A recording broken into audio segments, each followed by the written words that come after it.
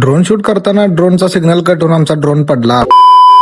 आता ड्रोन पडलाय म्हटल्यावर रिपेअर तर करायला लागतंय, त्याशिवाय पुढचं काम कसं चालणार. त्यासाठी आम्हाला जायला लागणार होतं कराडला. ड्रोनची बॅग आणि कॅमेरा पण पॅक करून घेतलो, कारण स्टुडिओ मधल्या 2 कॅमेऱ्याचं क्लिनिंग पण करायचं होतं. ड्रोन आणि कॅमेरा घेऊन आम्ही निघालो कराडला. जाताना लय वट्ट ऊन बडवालतं. दुपारच्या उन्हात गाड्या पण कमी होतीत रोडला. तासगाव मध्ये येऊन लेफ्ट टर्न घेतलो आणि थेट निघालो कराडला. पुढे येऊन एका रेस्टॉरंट मध्ये चहा आणि नाश्ता केलो. त्यात आज बामणेंचा उपवास होता. त्यांनी शाबू वडे घेतलीत आणि मी दहीवडा. फायनली येऊन पोहोचलो आम्ही कराडमध्ये. उदय सरांच्या स्टुडिओ मध्ये आलो. पिक्सो स्टुडिओ म्हणून नाव आहे बघा. स्टुडिओ मध्ये येऊन पाहिलं तर एडिटिंग पण चालू होती. उदय सर तर दुपारी जेवण करायला गेलते. वेटिंग रूम मध्ये आम्ही बुक वाचत बसलेलो. तर या सरांना म्हटलं जातं ड्रोनचे डॉक्टर. तुमचा ड्रोन कसलाही परिस्थितीत असला तरी अगदी कमी वेळेत ड्रोन रिपेअर करून मिळतो. यांच्याकडे किती तर लांबून ड्रोन रिपेअरीला येतात. तिथं मी पाहिलं एका ड्रोनचं मुंडकं तुटलेलं, आणि एका ड्रोनचं तर हातच तुटलेलं, आणि एका ड्रोनचं तर पोटच फाडलेली, आणि एक तर ड्रोन पाक चोरात झालता. सरांनी आल्या आल्या जराही न वेळ घालवता आमच्या ड्रोनच्या रिपेअरीला सुरुवात केली. आमच्या ड्रोनचा तर कॅमेऱ्याचा गिम्बल निसटलेला. सरांनी आमचा ड्रोन 15 ते 20 मिनिटात रेडी करून दिली. तिथून आम्ही ड्रोन त्यांनी पॅक करून घेतलं आणि थोड्याच अंतरावर असणाऱ्या एसके डिजिटल सर्व्हिस मध्ये आलो, कारण आम्हाला आमचे दोन्ही कॅमेरे क्लिनिंग करून घ्यायचे होते. येथे पण वेगवेगळे कॅमेरे व लेन्सेस रिपेअरीवर क्लिनिंग करून देतात. दादाने आपलं हातातलं काम सोडून आमच्यासाठी सगळ्यात पहिलं आमचं काम करून दिले. कॅमेरा त्यांनी पॅक करून घेतलं आणि दादा म्हटले चला चहा पिऊया. त्यामुळे आम्ही सगळेजण आलो चहाच्या टपरीवर आल्यावर आम्हाला एक वेगळ्या स्टाईल मध्ये चहा बनवण्याची पद्धत दिसली. त्या एरियातला हा सगळ्यात फेमस चहा होता, त्यासाठी गर्दी पण जामच जमलेली. थोडा वेळ वेट करून आम्ही पण चहाचा स्वाद घेतलो. चहा पिऊन झाल्यानंतर आम्ही निघालो घराकडे यायला. कराड मधून निघाला आम्हाला 7 वाजलेले. घरी जायला लेट होणार होतं, त्यामुळे रस्त्यात दावणगिरी डोसा खाल्लो. डोसा तर एक नंबर होता. जाताना तर थंडी लईच होती, त्यासाठी कानाला गच्च मध्ये रुमाल बांधून घेतलो. आमचे बामणे काय थंडीचं सगळं नियोजन करून आलते. चला तर आजच्यासाठी एवढंच. व्लॉग आवडल्यास लाईक शेअर कमेंट करा आणि जाता जाता आपल्या भावाला फॉलो पण करून घ्या.